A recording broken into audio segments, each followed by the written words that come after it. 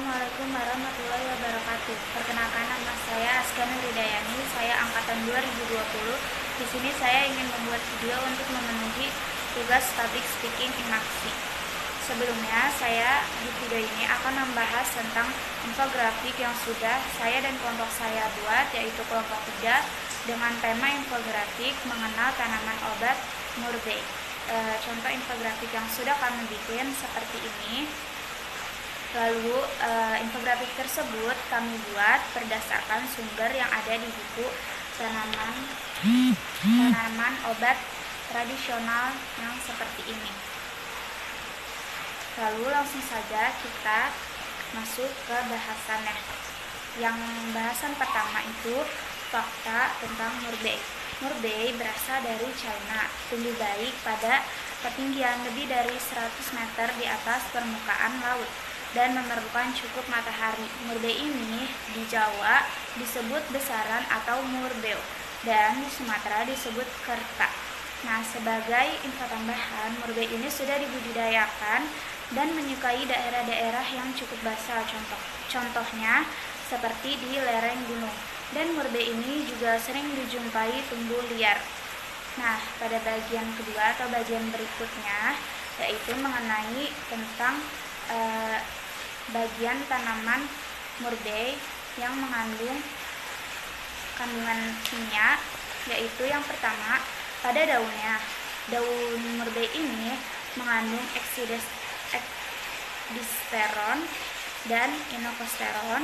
Yang kedua, bagian ranting murbei mengandung tanin dan vitamin A. Kulit batangnya mengandung triterpenoids dan kulit akar mengandung derivat flavonoiderin. Nah, cukup banyak ya kandungan kimianya ini, dan juga pasti mengandung banyak manfaat dan khasiatnya masing-masing. Dan selanjutnya terdapat foto tanaman murbei dan khasiat-khasiatnya nih. Ada daunnya berkhasiat untuk mengobati malaria dan buahnya itu mengatasi tekanan darah tinggi. Rantingnya berkhasiat mengobati rematik dan kulit akarnya berkhasiat mengobati sesak napas atau yang disebut juga dengan asma. Lalu ada contoh pemakaian untuk penyakit-penyakit tertentu yang dapat diobati atau diatasi dengan tanaman murbei ini. Contohnya yang pertama ada tekanan darah tinggi. Caranya itu daun murbei segar sebanyak 15 gram dicuci bersih, kemudian direbus dengan 2 gelas air selama 15 menit. Setelah dingin disaring, lalu dibagi 2 untuk 2 kali minum, pagi dan sore.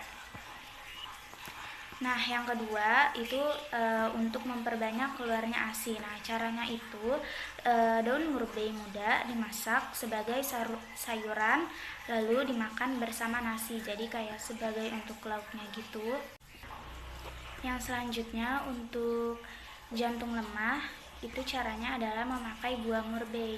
Nah, buah murbeinya ini dijus tapi secukupnya saja, lalu diminum sekaligus.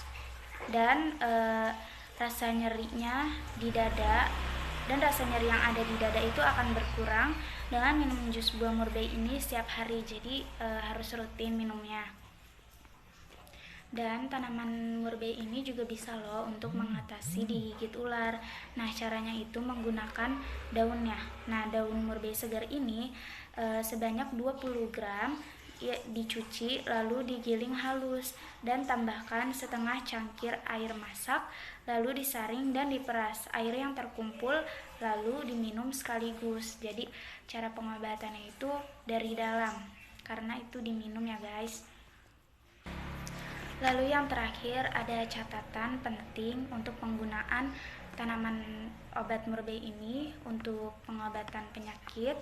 Nah, di sini tuh catatannya itu mengenai beberapa tantangan yang misalkan memiliki penyakit sebagai berikut. Pemakaian ranting murbei sebaiknya dihindari bila ada sindrom defisiensi yin. Nah, yang kedua itu pemakaian buah murbei sebaiknya dihindari apabila sedang diare akibat dingin dan adanya defisiensi limpa dan lambung. Dan juga ada catatan satu lagi, di luar negeri daun murbei sudah dibuat obat suntik. Nah, obat suntiknya ini menyebabkan nyeri lokal di tempat suntikan. Maksudnya tuh di dekat area yang sudah disuntik. Nah, terus kadang timbul menggigil, rasa menggigil dan demam, lalu sakit kepala yang tidak memerlukan pengobatan khusus. Jadi tuh tanaman merbei ini sudah dibuat obat suntik dan dapat menyebabkan efek samping yang sudah tadi saya sebutkan. Nah, demikian penjelasan saya mengenai infografik ini. Semoga ini bermanfaat dan teman-teman semua mendapatkan info yang menarik nih mengenai tanaman obat tradisional yang mungkin kita belum ketahui dan juga banyak ya manfaat. Baik, terima kasih. Kurang lebihnya mohon maaf. Wassalamualaikum warahmatullahi wabarakatuh.